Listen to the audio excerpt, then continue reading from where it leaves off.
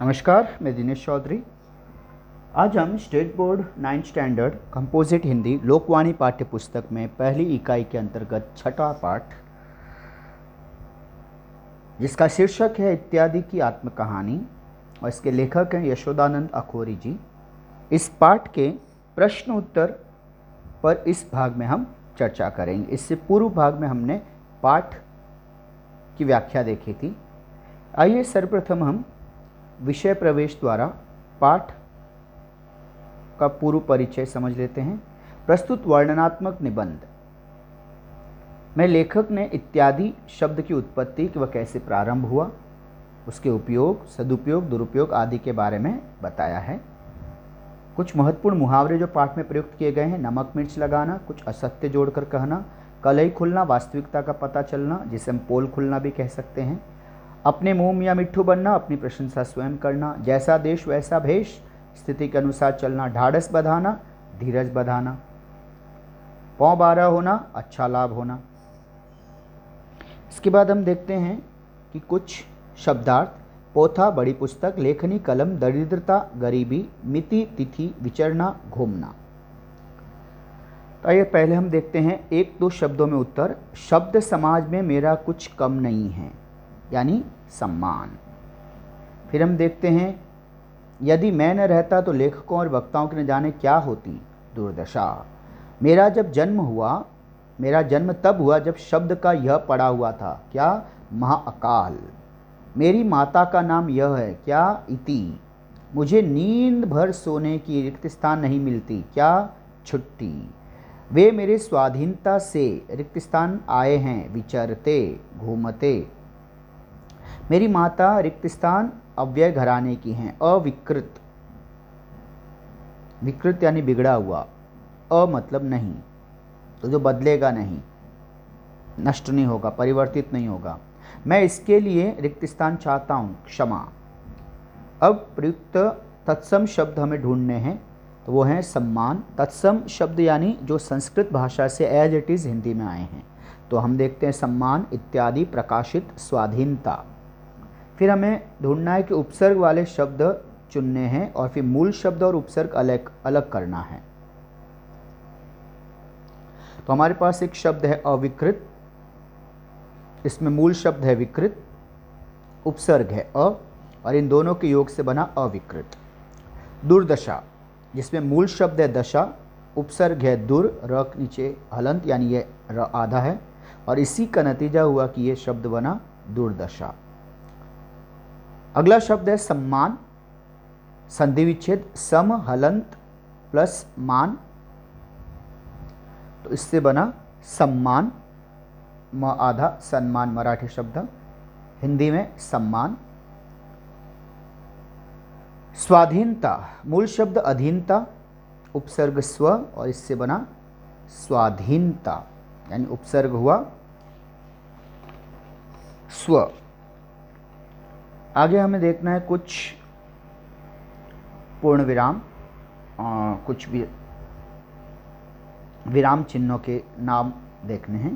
अर्ध विराम चिन्ह, इसमें आदिबोधक चिन्ह, पूर्ण विराम चिन्ह और इकहरा उद्धरण चिन्ह, सिंगल इन्वर्टेड कॉमा।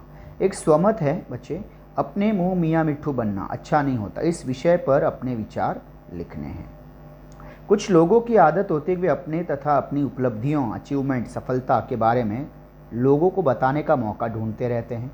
मौका मिलने पर वे अपने मुंह से अपना गुणगान करने से भी नहीं चूकते, पीछे नहीं रहते। सुनने वाले को भले ही उसे सुनने में रुचि ना हो, पर वे अपनी पूरी बात उसे सुनाए बिना नहीं रहते। ऐसे लोगों के स्वभाव में के बारे में धीरे धीरे लोगों को सब कुछ पता चल जाता है,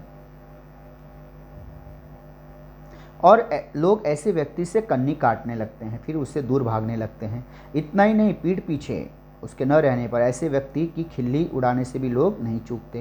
यानी वह जब तब अपनी इस आदत, कहिए या स्वाभाविक कमजोरी की वजह से हास्य का पात्र बनता है, लोगों की हंसी का, मजाक का पात्र बन के रह जाता है। इसलिए अपने मुंह से अपनी प्रशंसा, अपनी सराहना, अपनी तारीफ करना अच्छा नहीं होता, असभ्य माना जाता। अपनी प्रशंसा करने के बजाय हम कोई अच्छा कार्य करें तो लोग अपने आप हमारी प्रशंसा करेंगे। काम के साथ काम करने वाले की प्रशंसा होगी। इसलिए मनुष्य को आत्म प्रशंसा करने के बजाय कुछ अच्छा कर दिखाने पर ध्यान देना चाहिए। अगले प्रश्न से पहले हम कुछ शब्दार्थ देख लें। विख्यात यानी प्रसिद्ध, दारिद्र गरीबी, कदाचित कभी, विरला कोई कोई, सर्वत्र हर जगह, सर्वव्यापक सब में रहने वाला, ठौर जगह, रंक निर्धन, गरीब। फिर हम देखते हैं सत्य है कि असत्य है। प्रश्न है हमारे अपने समाज में यह सबका प्यारा बनेगा। अपने समाज में सबका प्यारा बनेगा, सत्य है। उस समय बुद्धिमानों के बुद्धि भंडार में शब्दों की दरिद्रता थी, असत्य। सर्वेश्वर ने हम सब शब्दों को सर्वव्यापक नहीं बनाया है, असत्य। मैं किसी के घर आने जाने में संकोच नहीं करता, सत्य। सही विकल्प चुनना है। मेरे बारे में कहा गया था कि यह लड़का उत्तर विख्यात और परोपकारी होगा। पुराने जमाने में मेरा इतना नाम नहीं था। आदर की मात्रा के साथ मेरे नाम की संख्या भी बढ़ चली है। जहाँ देखिए वहीं मैं परोपकार के लिए उपस्थित हूँ। अब विलोम शब्द हमें देखने हैं। दरिद्रता, संपन्नता, अमीरी, रईस, विख्यात, कुख्यात, सम्मान, अपमान, बुद्धिमान, बुद्धिहीन, ही दूसरा बुद्धिहीन, और बुद्धि इस तरह से लिखना है, छोटी की मात्रा। परोपकारी, अब इसमें प्रत्यय ढूंढना है। तो मूल शब्द है परोपकार, प्रत्यय ई, यानी ये ई जो है इसमें ये बड़ी की मात्रा होती है, इसलिए र के बाद बड़ी ई जुड़ी तो बन गया परोपकारी, प्रत्यय ई। लड़कपन, इसमें लड़का मूल शब्द है, प्रत्यय पन। दरिद्रता, मूल शब्द दरिद्र, प्रत्ययता। विराजमान, मूल शब्द विराज, प्रत्यय मान। इसके बाद हम देखते हैं लिंग पहचानना। तो हम पाते हैं संकोच पुल्लिंग, भाषा स्त्रीलिंग, घर पुल्लिंग, दरिद्रता स्त्रीलिंग। सहयोग की भावना, इस विषय में अपने विचार। सहयोग का अर्थ है किसी काम के मैं किसी के साथ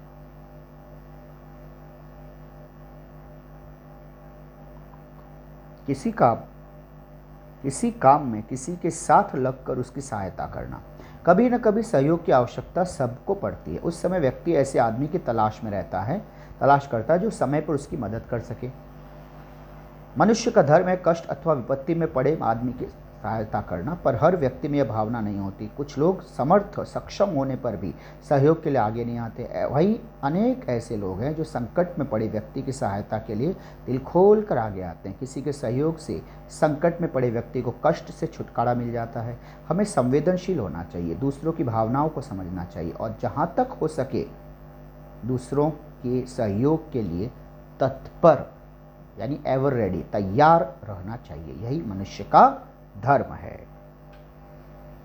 कुछ शब्दार्थ हम देख लेते हैं। भाड़ा, किराया, दृष्टांत, उदाहरण, विद्वत्ता, पंडिताई, ग्लानि, खिन्नता, निभाना, गुजारा करना, एक बारगी, एक बार में, अकस्मात, अचानक। फिर हम देखेंगे कुछ महत्वपूर्ण प्रश्न, एक दो शब्दों में हमें उत्तर लिखने हैं। तो यह तो मेरा कर्तव्य ही है, परोपकार। इसका कर्तव्य था इत्यादि शब्द का। मैं छोटे छोटे वक्ताओं लेखकों की झटपट दूर कर देता हूँ। क्या? शब्द दरिद्रता। उनका मन फिर ज्यों का त्यों हो उठता। कैसा? हरा भरा। वक्ता महाशय यह देने को उठ खड़े हुए। वक्तृत्व यानी भाषण। वक्ताओं का उद्गार प्रकट करना, वक्तृत्व। रिक्त स्थान, यह किए बिना मुझे पल भी रिक्त स्थान नहीं पड़ता। चैन। रिक्त स्थान महाशय वक्तृत्व देने को उठ खड़े हुए। वक्ता, उनकी ऐसी दशा देख मेरा रिक्त स्थान दया से उमड़ आया। हृदय। उत्साह का रिक्त स्थान फिर निकल आया। सूर्य। शब्द युग्म हमें ढूंढने हैं तो उसके उत्तर होंगे हरा भरा, इधर उधर, दो चार, बड़े बड़े। फिर हम कहें तत्सम शब्द ढूंढिए। सूर्य, वक्तृत्व, पुराणकार, विद्वत्ता, विराम चिन्हों के नाम, प्रश्नवाचक चिन्ह, योजक चिन्ह, पूर्ण विराम चिन्ह, अर्धविराम चिन्ह। स्वमत, परोपकार मानव धर्म है। इस विषय पर अपने विचार। परोपकार मानव का सबसे बड़ा धर्म है। स्वार्थ के दायरे से बाहर निकलकर व्यक्ति जब दूसरों की भलाई के लिए सोचता है तो इसे परोपकार कहते हैं। प्रकृति का कण कण हमें परोपकार की शिक्षा देता है। वृक्षों से छाया, वह फल फूल, सूर्य से प्रकाश, चंद्रमा से शीतलता, बादलों से वर्षा तथा नदियों से हम जल प्राप्त करते हैं। फिर मनुष्य तो ईश्वर की सृष्टि का सर्वश्रेष्ठ प्राणी है। यही गुण उसे पशुओं से अलग करता है। मानव जीवन बड़े पुण्यों के बाद मिलता है। उसे परोपकार के कार्यों में लगाकर हम अपने जीवन को सफल बना सकते हैं। अब हम देख लेते हैं कुछ अन्य शब्दार्थ। समालोचना, समीक्षा करना, आलोचना करना, रिव्यू कहिए या क्रिटिक्स कहिए, क्रिटिसिज्म करना। बट रिव्यू राइटिंग जो होती है उसे समालोचना कहते हैं, समीक्षा करना।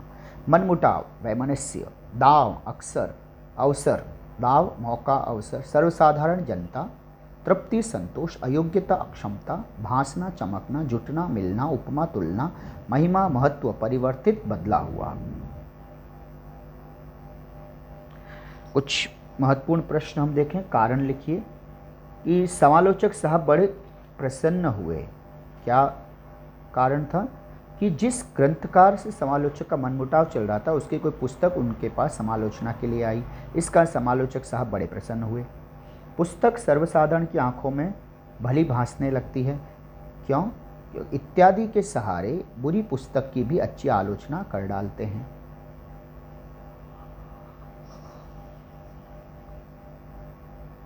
अब देखें कि विधान सत्य है कि असत्य है।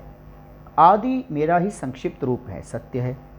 कवि को जब उपमा नहीं मिलती तो उपमा बताता हूँ, सत्य है। उन्होंने उस पुस्तक की समालोचना नहीं की, असत्य। यह दांव वे बहुत दिनों से ढूंढ रहे थे, सत्य।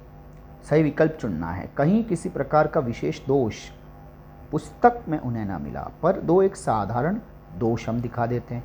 यह तो हुई बुरी समालोचना की बात। चलते चलते आपको एक और बात बताता चलूँ। अब पर्यायवाची शब्द। हाथ, हस्त, पुस्तक, किताब, संसार, जगत, याद, स्मरण। एक वचन से बहुवचन यानी शब्दों के वचन बदलने हैं। या बहुवचन से एक वचन। पुस्तक, पुस्तकें, के पे बिंदी है, बहुवचन। मांग, मांगें, के पे बिंदी है ये। युक्ति, छोटी है ना, ये यहाँ पे आधा वर्ण से पहले छोटी है तो ये छोटी ही रही। युक्ति, युक्तियाँ। भूल, भूलें, ले पे बिंदी। इसके बाद विशेषण ढूंढने हैं। प्रसन्न, संक्षिप्त, विशेष, अधूरा। परिवर्तन संसार का नियम, इस विषय पर अपने विचार। परिवर्तन संसार का शाश्वत नियम है, अमर नियम है, चिरंतन, जो कभी नष्ट नहीं होगा, अक्षय नियम है। यहाँ कुछ भी स्थायी नहीं, परमानेंट नहीं, हमेशा नहीं रहता। सब कुछ क्षणभंगुर है, पल भर में नष्ट होने वाला, नश्वर, क्षणभंगुर। इसी नियम के कारण सृष्टि, कुदरत, सृष्टि इस तरह से लिखना है हमेशा। डी पहला, छोटी की मात्रा, बड़ी मराठी शब्द। सुबह दोपहर में और दोपहर संध्या में और फिर रात्रि में परिवर्तित होती है। एक के बाद दूसरे ऋतु का आना भी सभी को अच्छा लगता है। पतझड़, पत्तों के झड़ने के बाद यानी ऑटम सीजन के बाद। स्प्रिंग सीजन, वसंत, स्प्रिंग सीजन, खुशियों का मौसम। उसकी बहार, उसकी रौनक कुछ अधिक ही अच्छी लगती है। यदि पतझड़ न होता तो वसंत का भी ऐसा महत्व न होता। देखा जाए तो विकास के मूल में परिवर्तन ही है। पुराने नियमों के स्थान पर नए नियम, नए सिद्धांत, नए उसूल, नए कानून आते हैं तो मानव समाज उन्नति की ओर अग्रसर होता है। अग्रसर होना, तेजी से आगे बढ़ना, तीव्र गति से आगे बढ़ना, अग्रसर होना। इसके बाद बच्चों हम देखते हैं साहित्य विधा की परिचय, कि हिंदी साहित्य की विविध विधाओं की जानकारी पढ़नी है और एक सूची बनानी है कि हिंदी साहित्य में किस तरह से लेखन होता है, किन किन विधाओं में वर्गीकृत किया हुआ है। तो एक है कविता, कहानी, निबंध, उपन्यास, नॉवेल, मराठी में कादंबरी, नाटक, एकांकी, एक अंकीय अभिनय पात्र, लघु नाटक, संस्मरण, अच्छी यादों भरे पाठ, कुछ व्यक्तियों के रेखाचित्र, आत्मकथा, रेखाचित्र यानी कैरेक्टर स्केच, डायरी, व्यंग्य, सटायर, पत्रकारिता, जर्नलिज्म, जीवनी, बायोग्राफी, पत्रिका, मैगजीन, समालोचना, review writing, critics, critical writing that is समालोचना, यात्रावृत्त, यात्रावृत्तांत, यात्रा वर्णन, साक्षात्कार, इंटरव्यू, पत्र लेखन।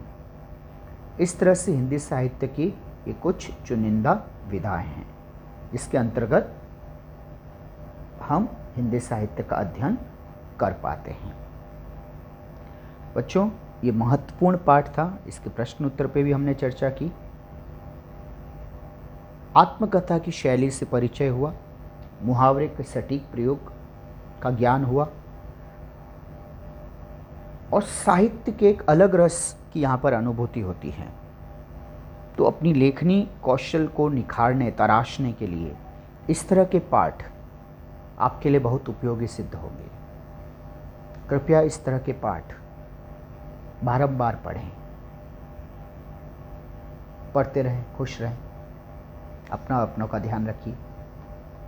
मिलते हैं अगले पाठ में, अगले भाग में। धन्यवाद।